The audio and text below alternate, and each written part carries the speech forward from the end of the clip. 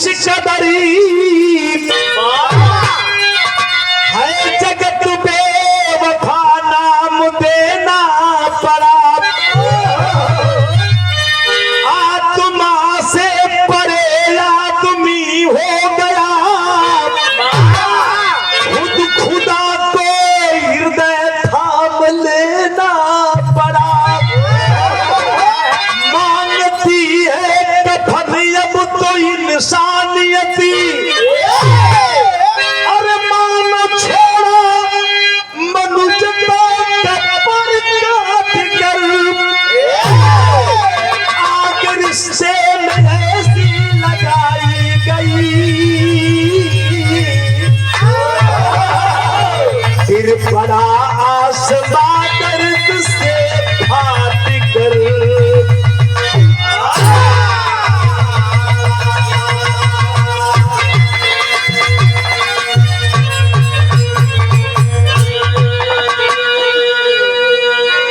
देखे बाबूजी, मैंने बताया कि जो दर्द की बातें जानते होंगे उनके आंख में आंसू हो गई, उनके आंख में आंसू जरूर होगी, लेकिन ए भैया दर्द देने वाले दर्द कभी तुमको भी मिल सकती है। आए दो लाइन गजल के अंदाज में, ए कौड़ा तापे वाले भाई लोग, कौड़ा तापा लेकिन बोला मत भैया, दो लाइन गजल के अंदाज में कैसे लाल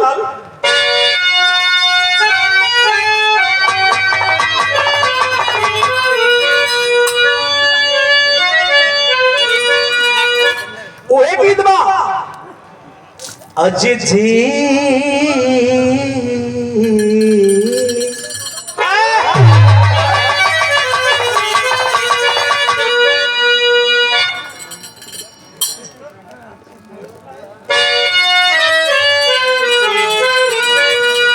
अज जी रहा हूँ लाश बनकर, बेवफा की याद में जी रहा हूँ लाश बनकर, बेवफा की याद में जी रहा हूँ लाश बनकर,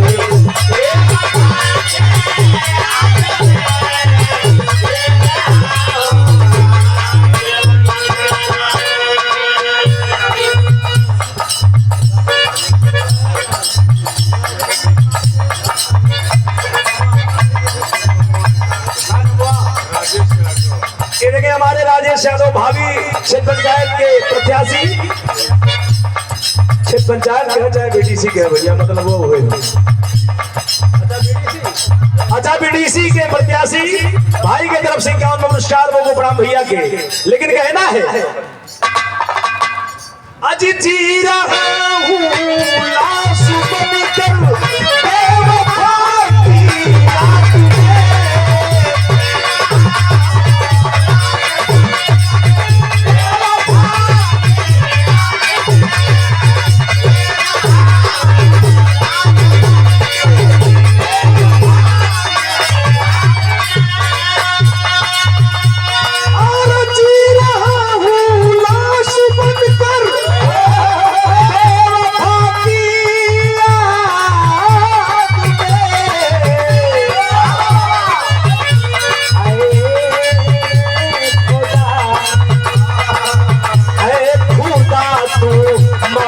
बख्शो, ऐ खुदा तू मौत बख्शो, बंदगी भरी याद में, ऐ खुदा तू मौत बख्शो, बंदगी भरी याद में,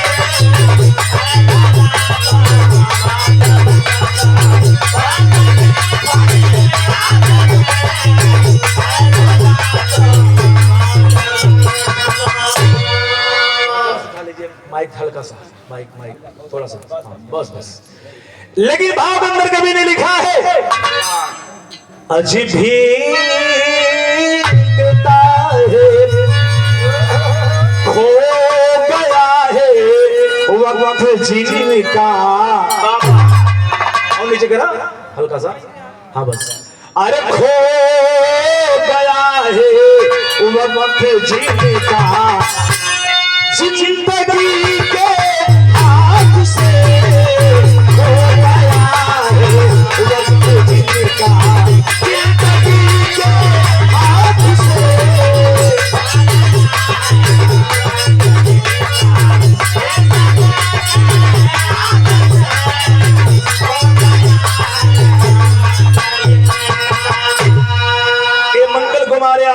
ग्राम बिरमौआ की धरती से 51 का पुरस्कार समाजवादी पार्टी के बड़े कद्दावर बड़े बहादुर नेता बाबू भैया को नमस्कार है। लेकिन कहना है हो गया है वक्त जिनका और जिंदगी के हाथ से।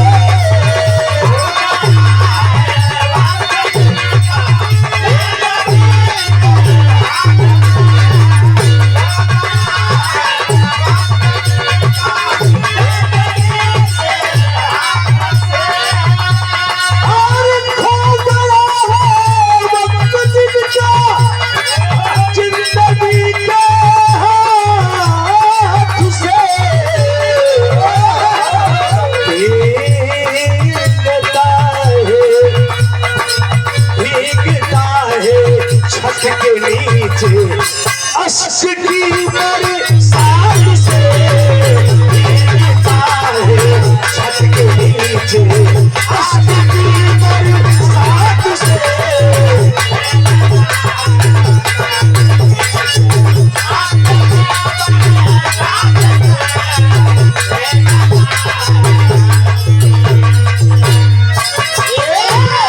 ए बाबू हमारी कहानी शुरुआत हो गई। कहानी बाकहवा के गौर करेंगे। जिस जालौन की कहानी आप लोगों ने भी सुन रहे थे बाबा कि दरिंदा ने इतनी बेरहमी से उस बच्ची को उसके साथ उन्होंने घिनौना काम नहीं किया बाबा और इतनी हरकत करके उसे मौत के घाट पर उतार दिया। उसी धरती की कहानी आप लोग सुने बाबूजी। हमारी कहानी शुरुआत हो गई। आवालाल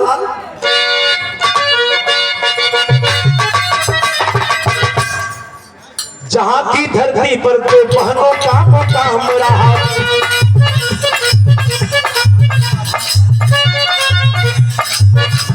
ये हमारे बड़का भैया श्रीमान श्याम नंदन यादव जी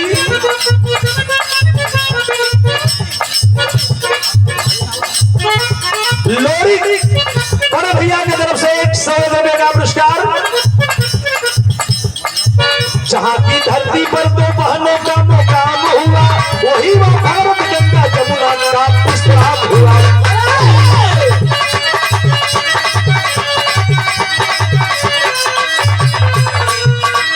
लुटाकर प्यार हिंदुस्तान को संवार रही, व्यवहार आदमी का भूख हो हार रही।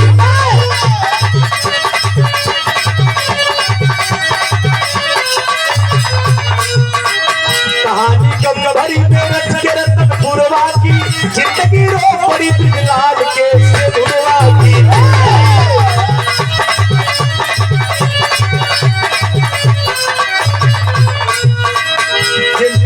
बियौती नारी से ब्रिजलाल को एक लाल रहा, बेवफा पत्नी छोड़ भागी तब मलाल रहा।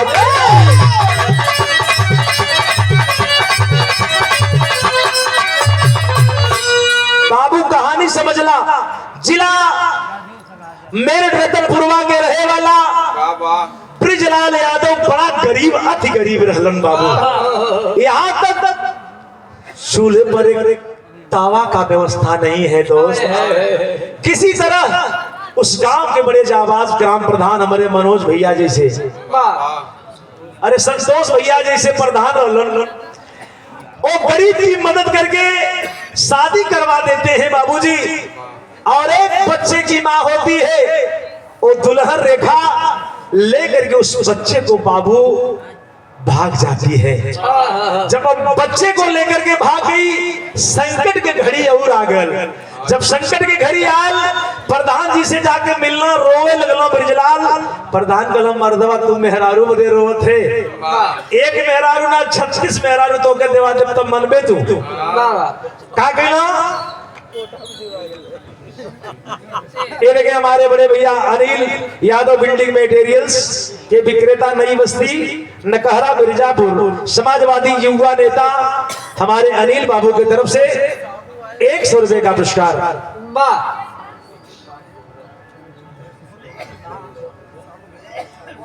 हमारे सामू भैया भी आए हैं, कमेटी आपका स्वागत करना चाहती है। मैं भी आपको माला पहना करके स्वागत करना चाहता हूं। श्यामू भैया कहीं भी हो मंच पे आए। देखें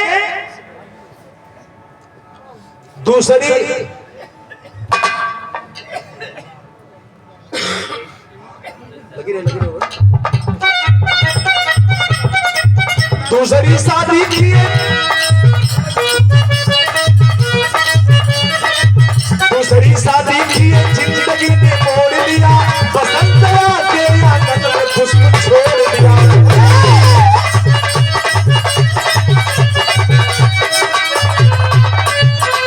जुड़वा बच्चा हुआ नारी प्रेम सीला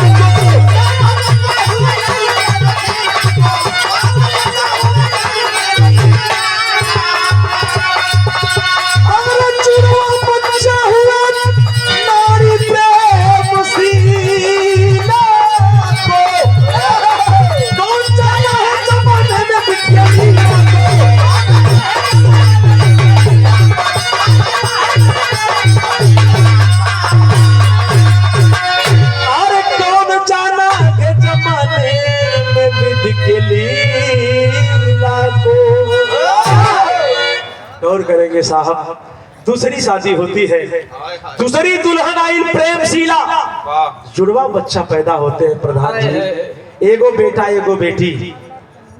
धीरे धीरे बचवा सयान हो गए, बेटवा के शादी कैलन, दुल्ही लियोलन, धीरे धीरे बिटिया भी बड़ी हो गई बा। लेकिन वहां प्रेमशीला बीमारी से ग्रसित है मित्रों, बीमारी से पीड़ित है। डॉक्टर ने टीबी घोषित कर दिया। रो रही है प्रेमशीला कि सैया हम तो कुछ दिन बाद मर जाए। प्रधान जाता का भाई, अच्छा पिछबिया कहले हे भैया कहा कि हम तो मर जाए, लेकिन हे सैया हमार जवन गहना गुड़िया बा देख के हमारे बिटिया के बढ़िया घर भर देख के बिया कर दे। ए बाबू धीरे धीरे समय गुजरे लगल हो, फिर आप देखा यार तर्ज बदल गल। कौन तर्ज बा?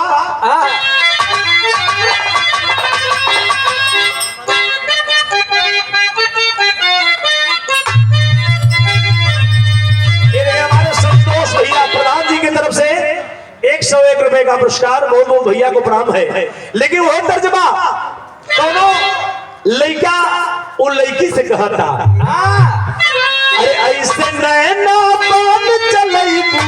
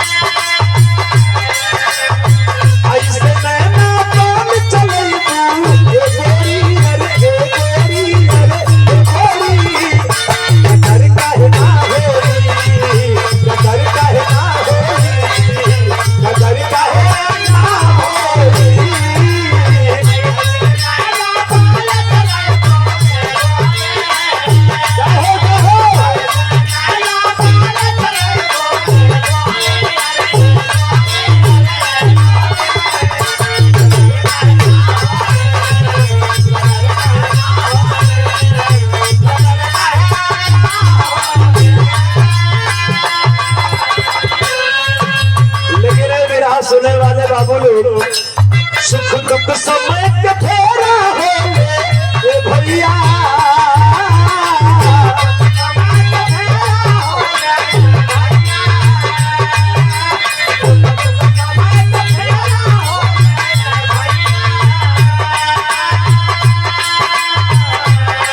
अरे सुख दुख समय के फेरा हो भैया, अरे भैया भैया।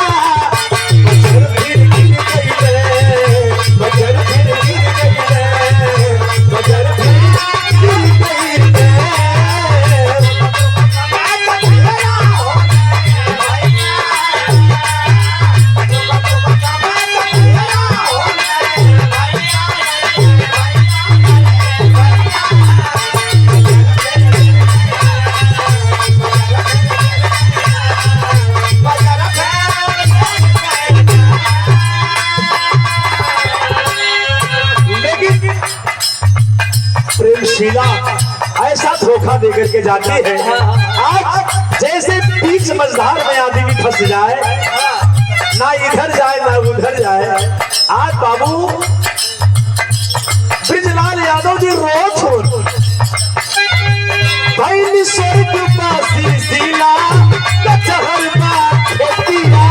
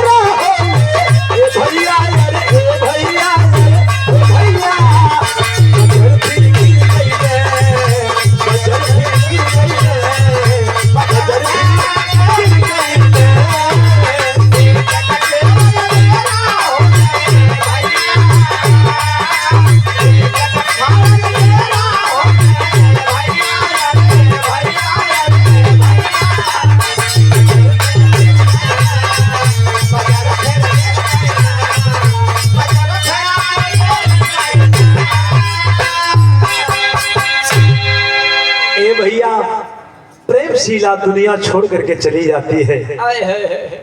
ब्रिजलाल यादव जी रोत रोत पागल हो गए। प्रधान जी के पास पहुंचलन। प्रधान जी संतोना व्यक्त कैलन, यानी उन्हें संतोष बदौलन की भैया रोवाला से कुछ होए वाला ना, संतोष करा, कलेजा मोट करा।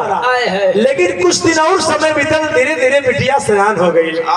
जब 16 बसंत पार कैलस बाबू, तो हर बाप का फर्ज होता है अपने जवान बेटी का हाथ पीला कर दे।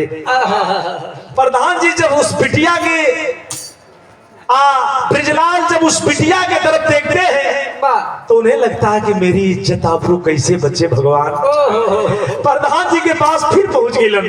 कुछ लोग बैठे थे, जाके हाथवा जोड़ कर रोए लगलन कि हमार बिटिया जवान सामर्थ हो गई बा। प्रधान जी हमारी इज्जत तुम तोहरे हाथे बा, हमारे बिटिया के हाथ पीला करवा दा। प्रधान जी रोए लगलन। प्रधान जी कलम मर्दे तू आदमी हुए कि पैजामा हम है ना। अरे गांव के लोग इतना परिवार भाई लोग बटबट गए। बाबू सबसे चंदा लगा दे, वो सब चंदा लगा दे, और जौन घटी हम पूरा पैसा लगा के तोरे बिटिया के बियाह कर दे। ए भैया ऐसे ही कैलन। सारे लोग इकट्ठा पैसा खूब कर दिलन, घर भर देख के बढ़िया शादी कर दिलन। गीता अपने ससुराल को चली जाती है मित्रों। जब गीता अपने ससुराल को चली जाती है, 4 दिन बीत गया ये बच्चों। जब 5वां दिन आया, देखे यहीं से बिरहा का रुख बदल गया दोस्त। बिरहा के कराई तर्जल हमारे उस्ताद रामे स्वर्गीय राम गुरु जी।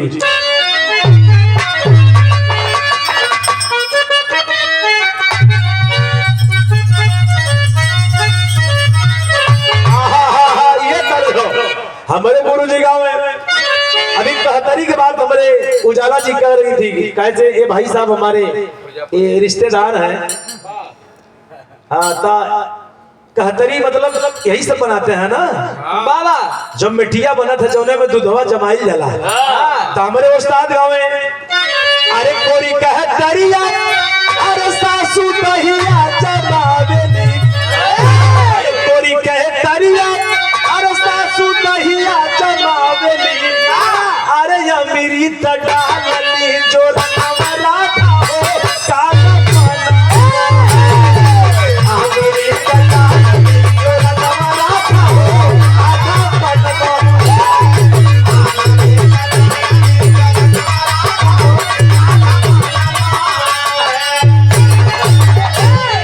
लेकिन ए बाबू चढ़ली जवनिया में अरे बन के सुहागन गीता अरे आ गई ससुरवा, अरे ये अमृत में मिल गई है जहरवा, देखा हो मंगिया हो गई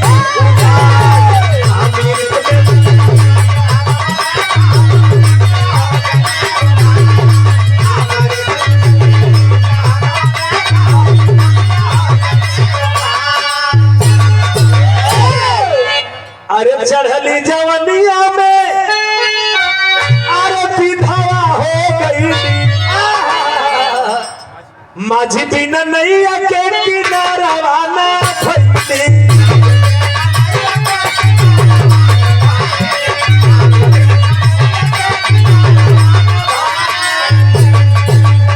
अरे मिलल बा खबरिया नैहरवा, देखा हो मंगिया हो गई उजाड़।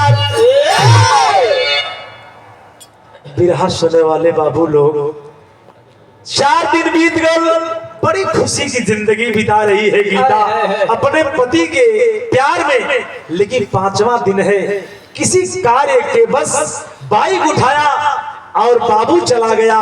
उसका पति मार्केटिंग करने एक गाड़ी को ओवरटेक किया, तब तक उधर से अचानक ट्रक आ रही थी। बाबू उसी ट्रक के लपेट में आ गया और तब गया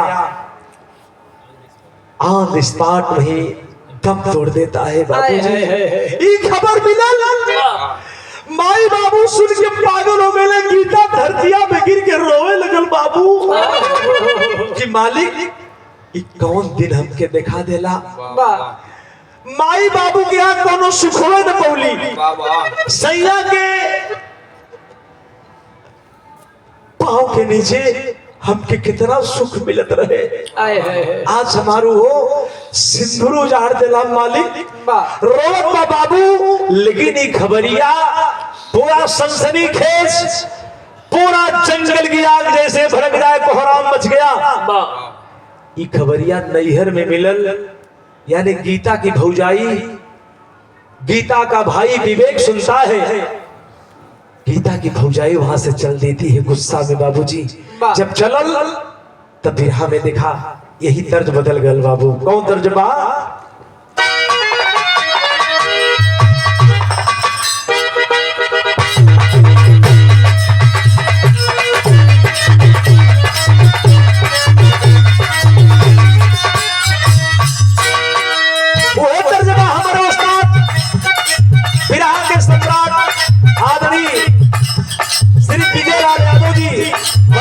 पढ़ाई के गावत थी कैसे? ये हो झुमका चूमे तोहार गोरे गलवा,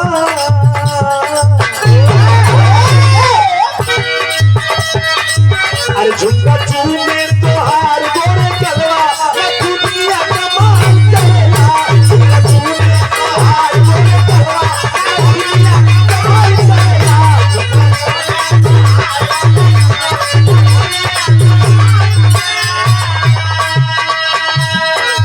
लेकिन भाव बंदर कभी नहीं लिखा है बाबू।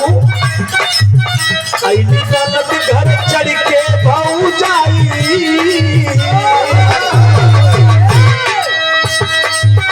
ऐली ननद घर चढ़ के भाऊ जाई, जाई तो उतर पनिया।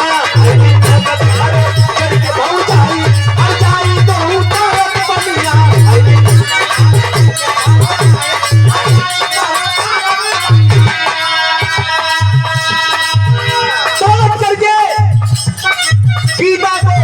यही कहती है भौजाई, जिसका बाबू उजड़ जाता है वही जानता है, जिसे ठोकर लगा है वही जानता है, बाबा जिसको घाव चोटिल हुआ है वही जानता है।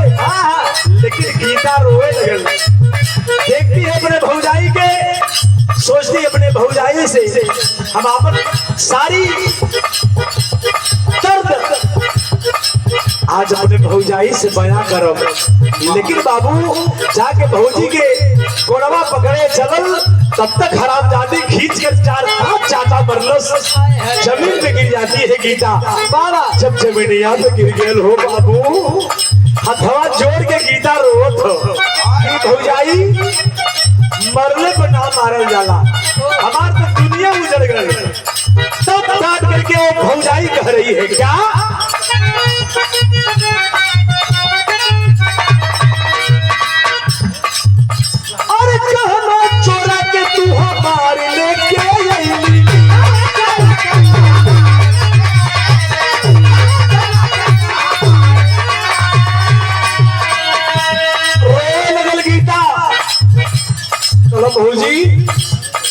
ऐसे हमके मत कहा।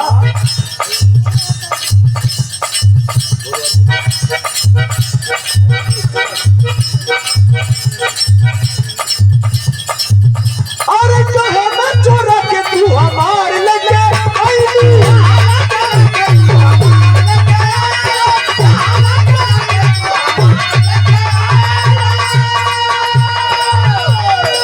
नहीं हर ससुर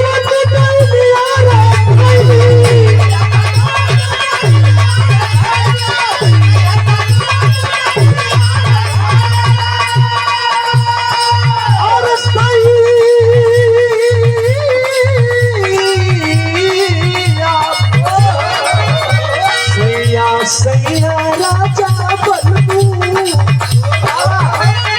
करके कहती है। अरे फोन सैया जी के पहले बाबी लाई हर जाई तो उतर पनिया फोन सैया जी के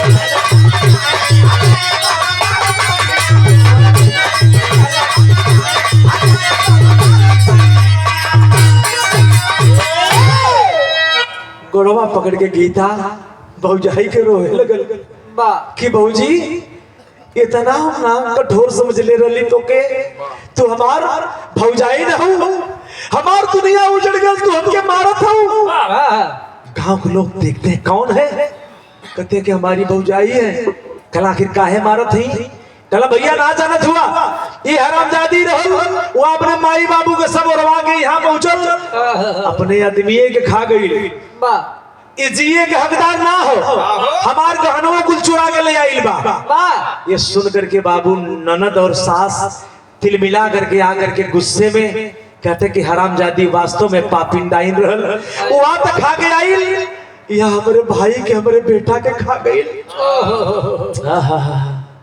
रोए लगल गीता, रोए लगल, हथवा जोड़ के बाबू रोत बा। इतने में गीता की भौजाई फोन लगा देती है विवेक को कि देखा ये तो हर बहन नहीं, तू बतावला कि हमार बहन बहुत अच्छी बा, सारा हमार गहनवा चोरा के लिए आइल बा। का लगावत हो बाबू ब्लेम? बिरहा में विदेशिया में कभी लिखत हुआ, अरे फोनवा पकड़ी गीता, अरे भैया रोने लागी, भाई भाभी हमके चोरिया लगावे हो पीरना, हमके न मालूम इनकर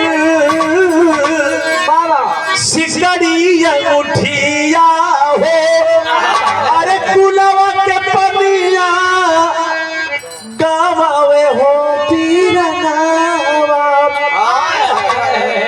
अरे हम तक गवाई दिहली अपना से रोरवा हो, अरे तू खवा में लगिया चली लगावा हो पीरना। इतने में डांट करके कहता है हरामजादी मेरी दुल्हन सही कर रही है, तू सारा गहना वो माँ का बनवाया थोड़ी था, मैं बनवाया था अपनी बीबी के लिए, तुम वो भी गहना मेरा चुरा के ले गई चली गई। भौजाई के बात तक कम खलले बाबू, चूंकि वो दूसरे माई के बेटे के हो। जब अपना विवेक एक पेट के दोनों भाई बहन जब डांट करके विवेक कहने लगा, गीता रोत रोत बाबू पागल हो गई हो, गीता रोत रोत पागल हो गई। लेकर के भौजाई कहना तो चली गई है बिरहा सुने वाले बाबू लोग, लेकिन यहाँ सास ननद इतना घेरा घेरा के मारत हुवन, पूरा साड़ी फाड़ दिए, ब्लाउज खींच करके फाड़ दिए।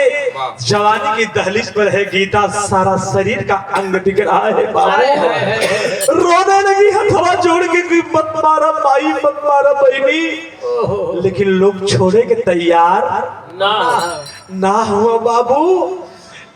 घास ले के तेल निकाल के जलावे के लोग प्लान बनौलस। इतने में दौड़ करके बगल में ससुर जी बैठे हैं, जाके गोड़वा पकड़ के रोवत हो, रोवत हो बाबू। ये कहत बा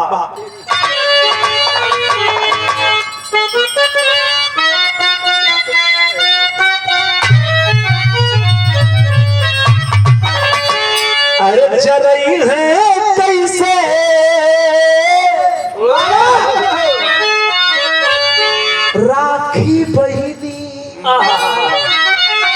अरे चरइए कैसे राखी अरे चरइए कैसे राखी बहिनी आपन धर्म भले धरती पर भाई भूलई है आपन धर्म भले धरती पर भाई भूलई है जरइए ना जरइए कैसे राखी बहिनी लेकिन ए पंचो जब समय ससुर जी के गोड़वा पकड़ के बिटिया रोत हो का कहत बा इहे कहत बा बाबू और चल के सनिया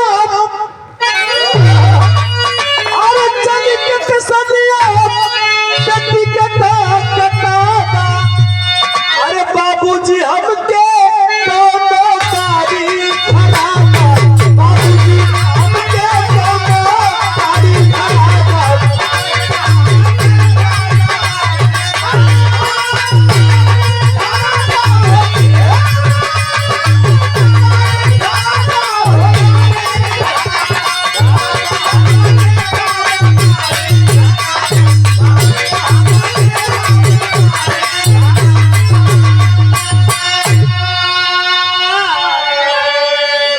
बाबूजी हमार जान बचाला बाबू लोग हमें मारे के पूरा प्लान बना ले बाबू हमके लोग घास लेट चला के जलावे के तैयारी बनौले बाबू लेकिन हर नर होत नेक समाना बाबा हर व्यक्ति एक बराबर नहीं होते हैं किसी के तो दिल में शरीर में दिल होता है मित्रों बाबा आज ससुर जी वो बिटिया के हाथ पकड़ के चुप करावत हो कि चुप रहा बिटिया तोहार कौन कसूर बा मालिक रूठ गइलन बेटा का एक्सीडेंट हो गया उसमें तेरा क्या कसूर है रे पगली लेकिन हथवा जोड़ के बिटिया एक बात कहत बा क्या कहत बा अरे आई बोलवट के न तोरी दुआरी भलई परान देबै कतहु निसारी भलई परान देबै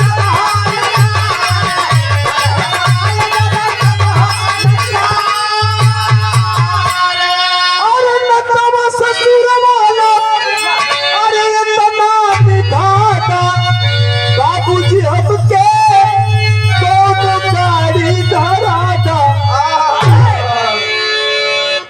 भैया हो रोए लगल गीता चरचर अखियां से आंसू गिरत बा ससुर जी दयालु रहलो उन्हों रोए लगल कहला चल बिटिया कुछ पैसा दे के बाबू ले जाके ट्रेन में टिकट कटा के आ जाके टिकट घर से टिकट कटा के ट्रेन में बैठा देलन जा बेटी जा अगर तुम नहीं जाओगी तो लोग वास्तव में मेरे सोने बैठे पे लोग तुम्हें मार देंगे बिटिया तुम चली जा बेटी बिटिया तो चली गई मित्रों एक दिन बीत गया जा करके स्टेशन पे उतर गई एक दिन बीत गया 2 दिन बीत गया किसी तरह लेकिन भूख से तड़पड़ा रही है गीता कि प्राण अब निकल जाए कि तब निकल जाए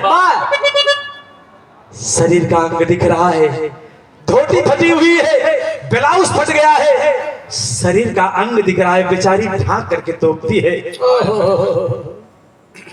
अपना कदम उठाती है कहा लोगों के सामने आने में मजबूर हो गई गीता अपने दामन को सामने फैला लिया 2 रुपए 5 रुपए 10 रुपए लोग देते हैं बाबू वही खा करके दिन में अपनी दिनचर्या बिता लेती है अपना पेट पालने का काम करती है गीता जो मन चले किसी के हो तो बोली बोलते हैं जो दयालु होते हैं संस्कार परिवार से होते हैं वो कहते हैं ले बिटिया ले बहन ले 10 रुपए 5 रुपए जाओ दुकान पे कुछ खा लेना और कुछ पैसा अगर से तुम्हारे पास हो जाए तो सबसे पहले तुम अपना साड़ी चेंज कर लेना रे बहन कैसे चेंज करी हो बाबू हमारे पास तो खायो का पैसा ना मालिक दलन रो रो करके गीता एक सवाल करत बा लोगन से ही है मांगत बका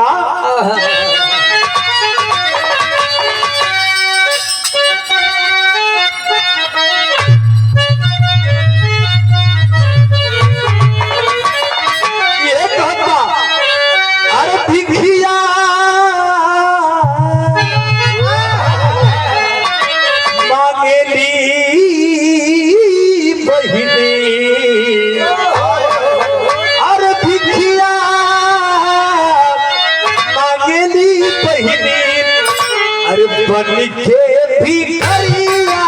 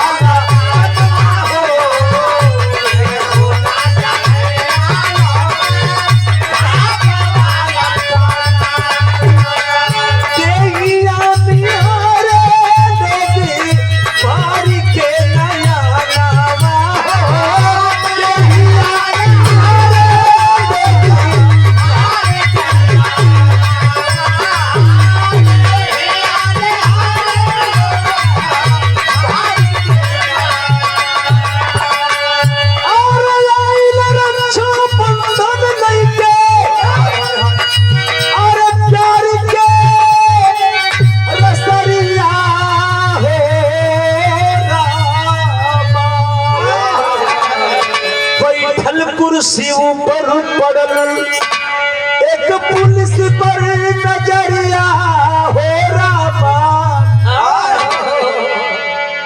देखे बाबू लोग यही दिनचर्या हो गया। रोज बेचारी लोगों से 10 रुपए 20 रुपए 5 रुपए पाती है, इकट्ठा करके जाके अपने पेट को पालती है। बाबा आज ऐसे ऐसे में 4-5 रोज बीत गए, वही फटा हुआ साड़ी फटा हुआ ब्लाउज बेचारी 4-5 रोज से नहाई वाई नहीं है बाबू, चूंकि वस्त्र नहीं है उसके पास। जाकर के प्लेटफार्म पे वही सो जाती है गरीबी में कि बारे मालिक, बारे दुनिया बनाने वाले, अरे दुनिया बनाने वाले तुमने कैसी दुनिया बना दिया। किसी को इतनी दौलत दे दिया, किसी को भूखे सुला दिया।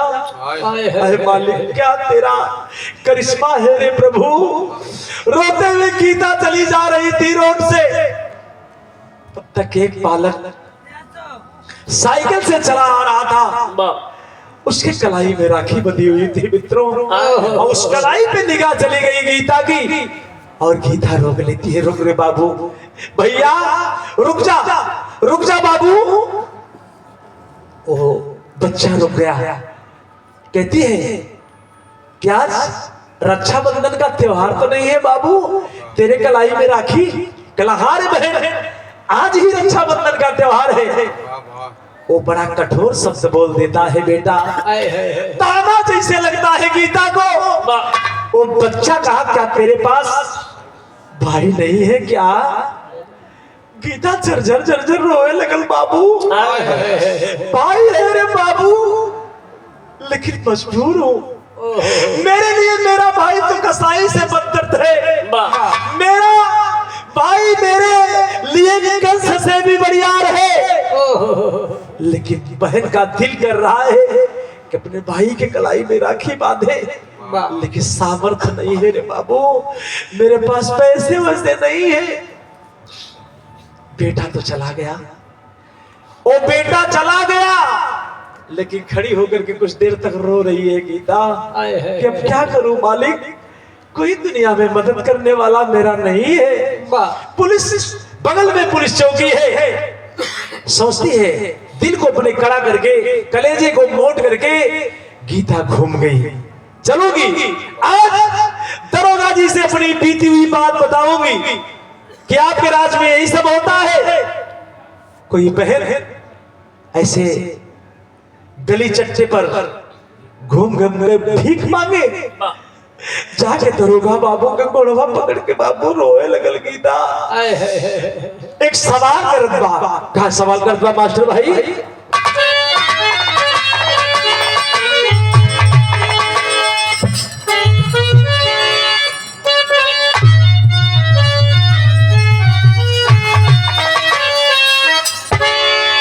ये कहता कि भैया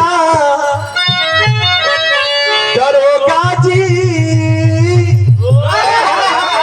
अरे भैया दरोगा जी, अरे कई दायक थी दुखिया पर उपकार, भैया दरोगा जी, कई दायक थी दुखिया पर उपकार, भैया दरोगा जी, कई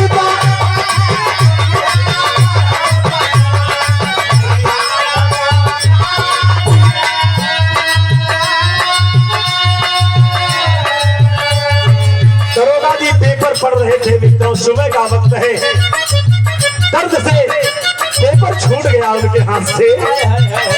यही गीता फिर कहती है, जुग जुग पहिर के वर्दी भैया करिहा देश के रक्षा, और राखी खरीद के पैसा दे दो, पहिर के है भिक्षा की भैया दरोगा जी,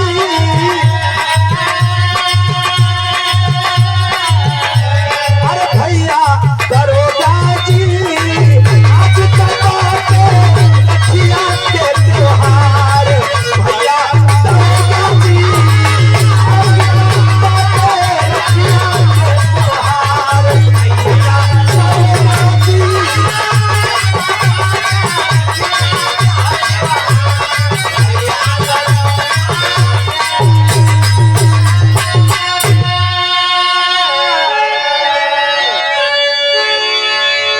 दरोगा बाबू, आपके पास बहन है, आपके पास बेटी, आपके पास माँ, सब कुछ होंगे। दरोगा बाबू, आज ये बहन है बिल्कुल तिरस्कार से बिल्कुल सताई हुई है बाबू, इस गरीब की मदद कर दीजिए। दरोगा जी निगाह उठाकर उस अबला के ऊपर देखते हैं, शर्म से अपने निगाह को नीचे कर दिए। शरीर का अंग दिख रहा है इस बहन का, इसको काफी लोग प्रताड़ित किए हैं। एक संतरी को बुलवाते हैं, इनको ले जाओ दरोगाइन महोदया के पास, बाबा उनको बोलो इनको पहले नहलवाए, इनके तन पे एक सुंदर साड़ी पहनवाए और इनको बढ़िया से भोजन करवाए, तब पूछे कि इनको क्या है। कौड़ा वालों को थोड़ा सा सही कराओ भैया, कौड़ा वाला इनको खाना खिलाओ, तब पूछो क्या प्रॉब्लम है तुम्हें। आहा, सारी दर्द सारी पीड़ा हर औरत से बताती है बाबू, चाहे कितनी भी सताई हो, मर्द से वो कदाप नहीं बयां कर सकती। जा करके दरोगाइन के गोड़वा पकड़ के गीता वो रोए लगे। रोए के बाबू एक सवाल करत बा, का सवाल करता अनिल भैया? पापड़ के लाइन हो।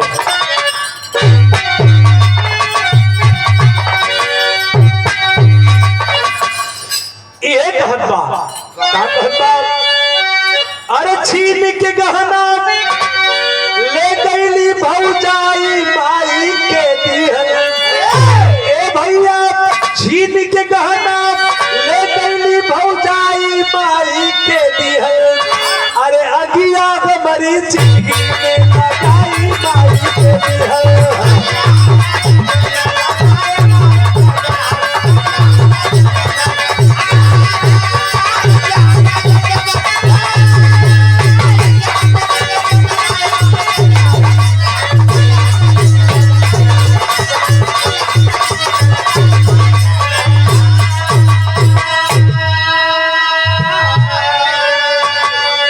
सारी हाल बतौली गीता साहबाइन से रोई हो, नारी का हृदय नारी पर दुख पे गया है खोई हो।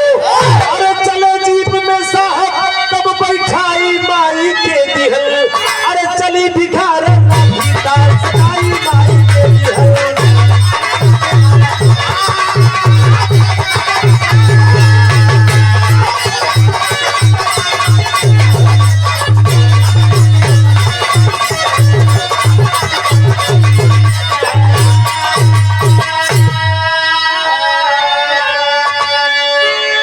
ए भैया दरोगा जी सब सारी बात तो जान गए कि गरीब है, लेकिन इसका दिल है कि अपने भाई के कलाई में राखी बांधूंगी। भाई सोच लीजिए, जो भाई कसाई का रोल अदा करे, जो बहन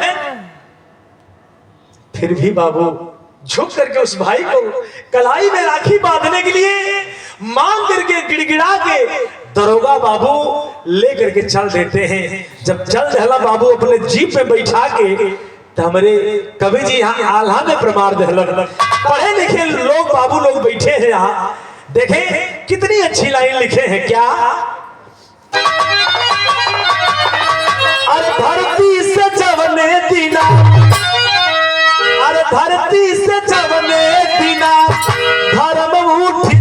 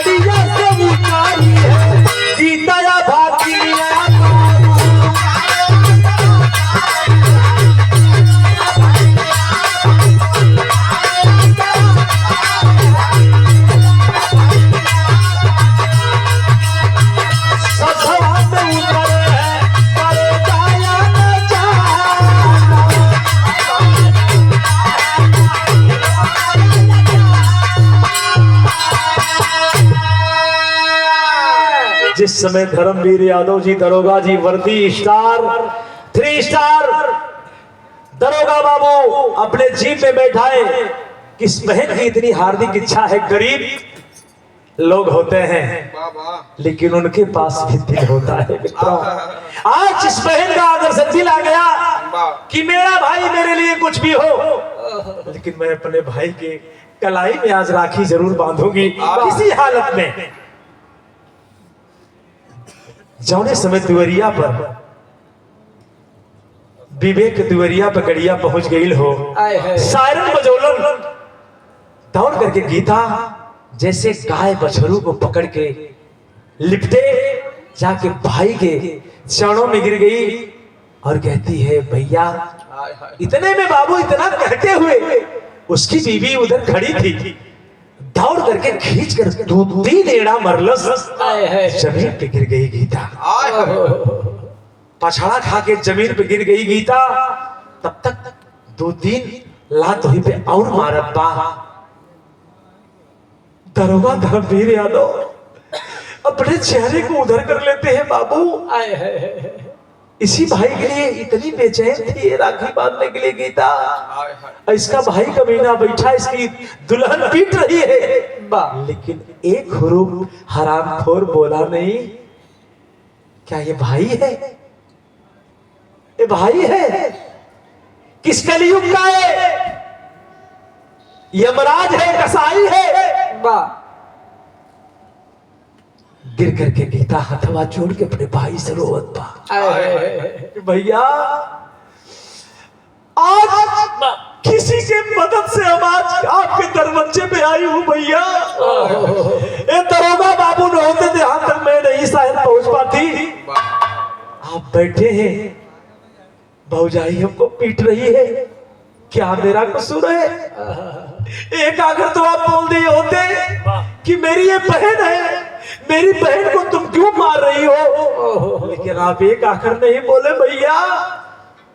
गिड़गिड़ाती है, लेकिन कमीना नालायक भाई एक हुरूफ नहीं बोला बाबू।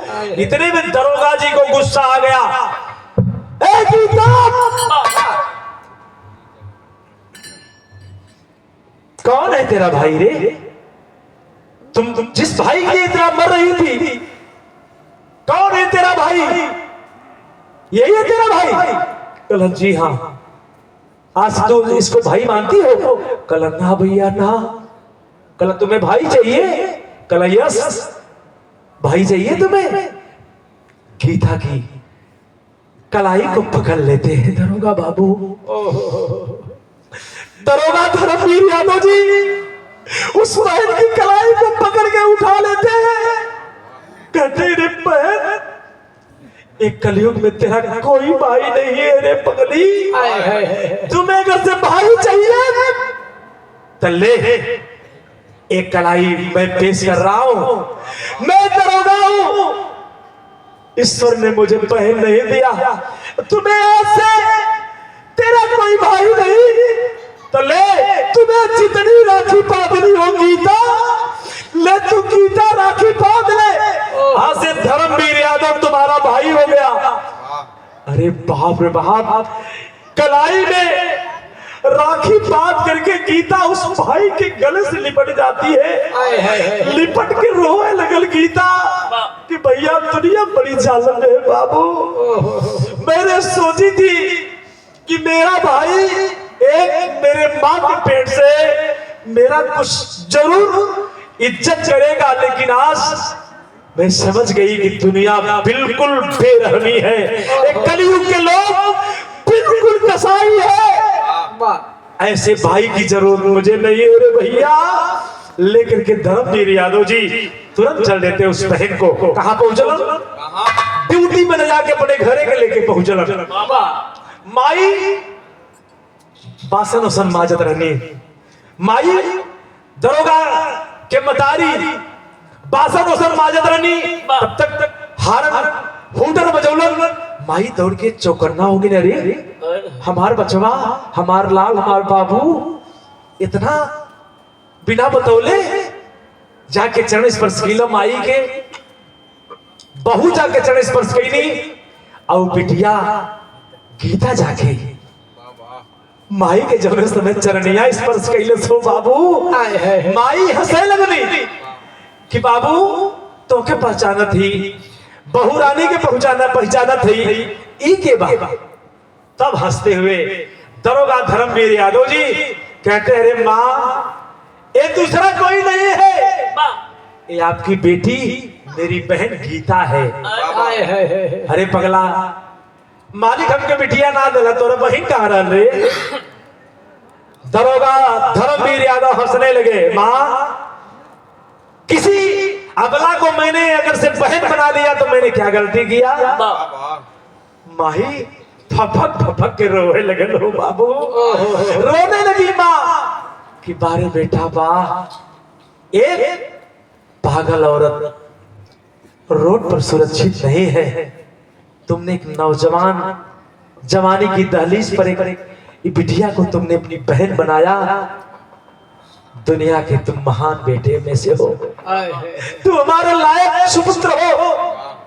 माई के लिए साबस बेटा साबस। माई दौड़ को खुशी में चाय बनाओ थी, मीठा नहीं होनी, पानी पियोनी, सत्कार बढ़ गए। लेकिन दरोगा बाबू अपने वर्दी को उतार करके खूंटी पे टांग के दोनों भाई बहन आमने सामने बैठे हैं, वार्तालाप चल रहा है।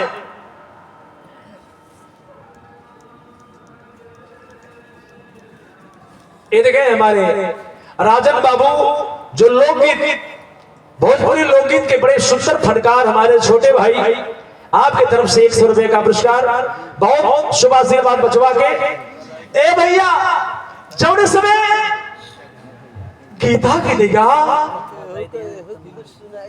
बाबूजी बाबूजी भैया, जौने समय गीता की निगाह उस भाई के जंजीर, सोने की जंजीर, उसमें बड़ी सी लॉकेट है, लॉकेट में एक तस्वीर है।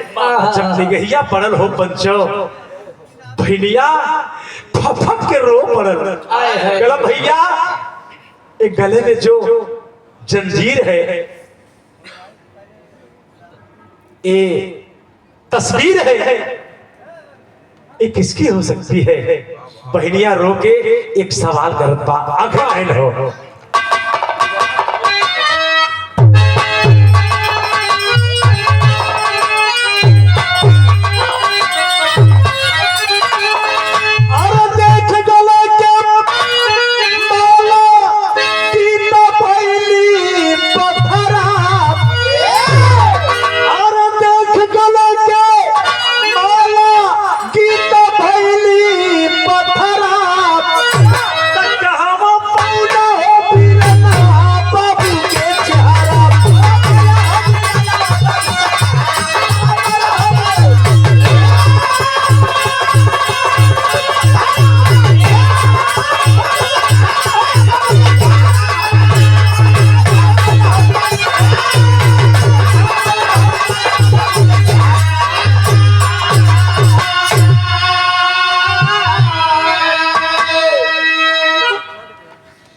भैया हो देख गले के माला, गीता भैली पथरा, कहवा पौला हो बिरनवा बाबू के चेहरा।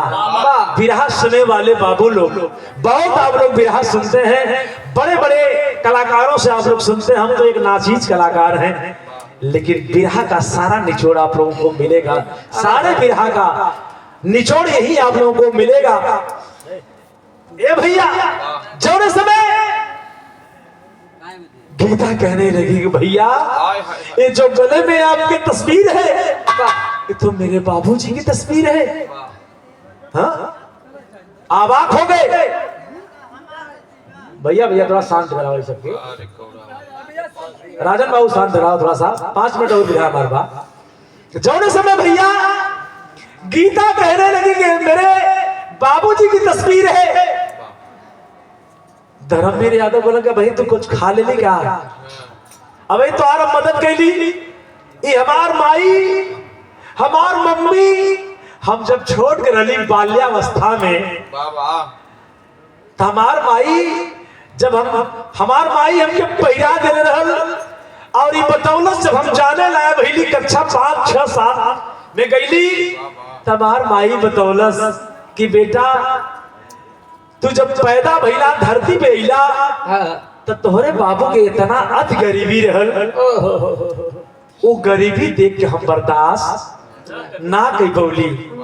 हम तोरे परिवारिक, तोरे शिक्षा, तोरे लाइफ के चक्कर में बेटा अब घर छोड़ के आके शहर में झाड़ू पोछा के काम कैली, तो के पढ़ौली लिखौली, आज तो इंस्पेक्टर हो गई रे बेटा, आज ही दूसर केहू ना हो, तोरे बाबू की है बिटिया हो और तोहार बहन हो बेटा। इतना कहलस हो बाबू मतरिया, जौने समय माई भपक भपक के रोवत हो, भाई बहन जौने समय लिपट के रोए लगलन। क्या कहना बाबू?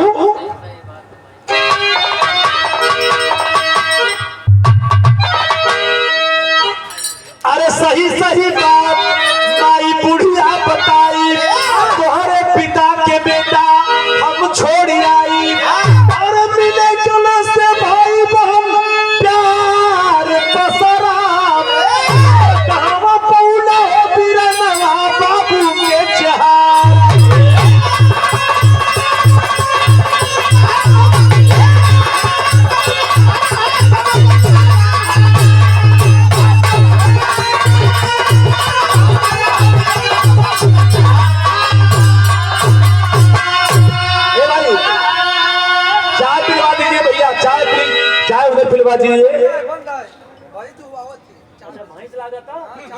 अच्छा गरम दूध के, एकदम गरम दूध के चाय मिली। इतना दूध हवा के बना हुआ है। हमारे बीच में आए हैं आदरणीय श्यामू यादव जी।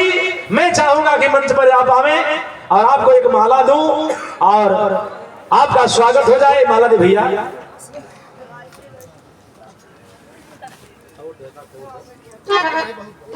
भाई हमारे बहुत पुराना साथी है। वाह जय हो जय हो।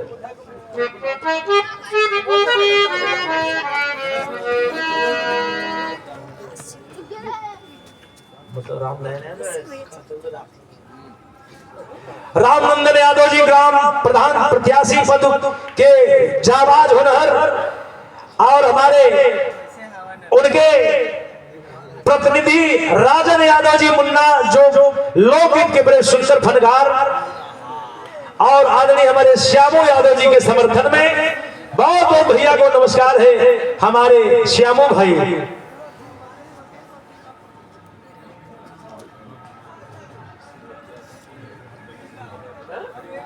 सुलाभ यादव पुत्र रविशंकर यादव खरी वाले 51 का पुरस्कार।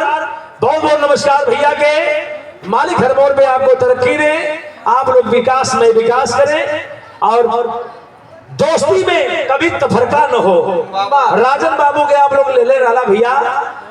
राजन बाबू बड़ा कलाकार बच्चा है, लेकिन हमारा गाना वहीं से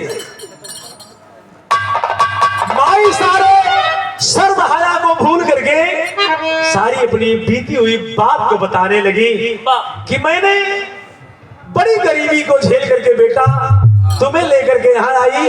आज दूसरा कोई नहीं है बल्कि तुम्हारी बहन है। लिपट के दोनों भाई बहन रोए लगलन। धर्मवीर यादव कहलन दरोगा बाबू करे पगली, आज मैंने एक अजनबी जान करके तेरी मैंने मदद किया, आज तुम मेरी सगी ब्लड की बहन निकली। लिपट के दरोगा बाबू रोए लगलन। का कहलन? अरे भैया धर्मवीर फौरन सदिया रचाए, अरे फिर से बहिनिया के ससुर पठाए।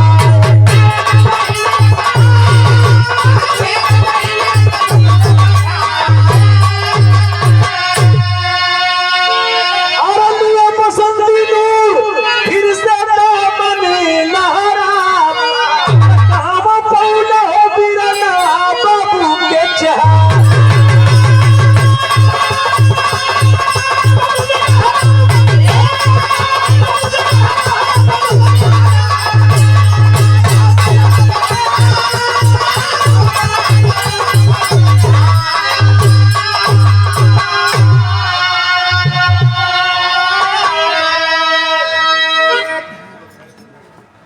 ए भैया हमारे गाना के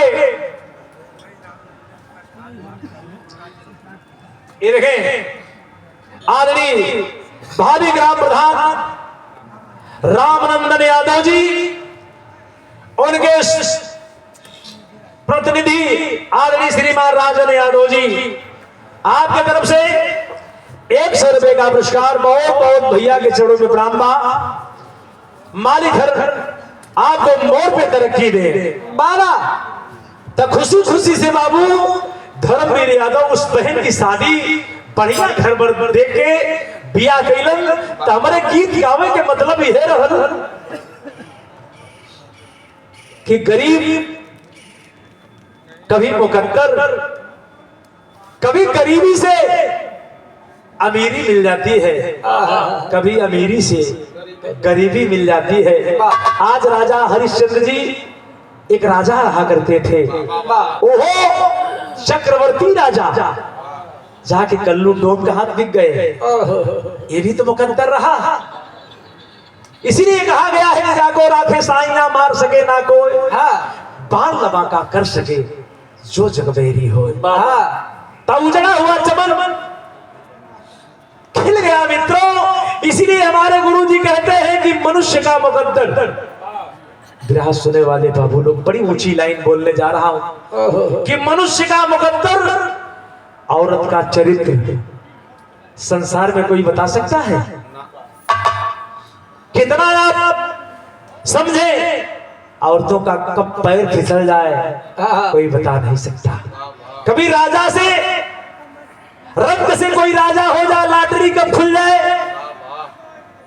कोई नहीं बता सकता। तो गीत के बड़े आखिरी लाइन खानदान का परिचय है। हमारे गीत के शीर्षक रहा कि भिखारन की राखी। आ बाबू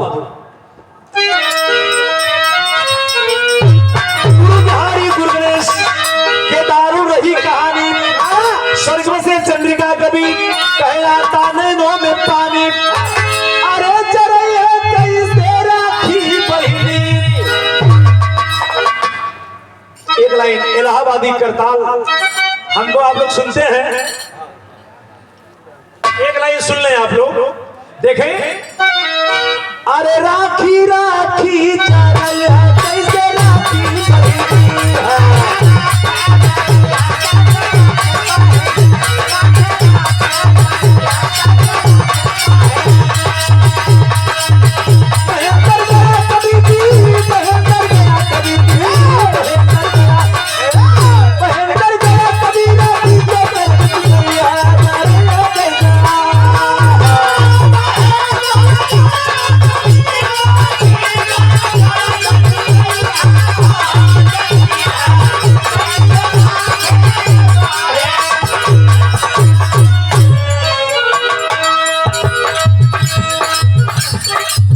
नहीं जा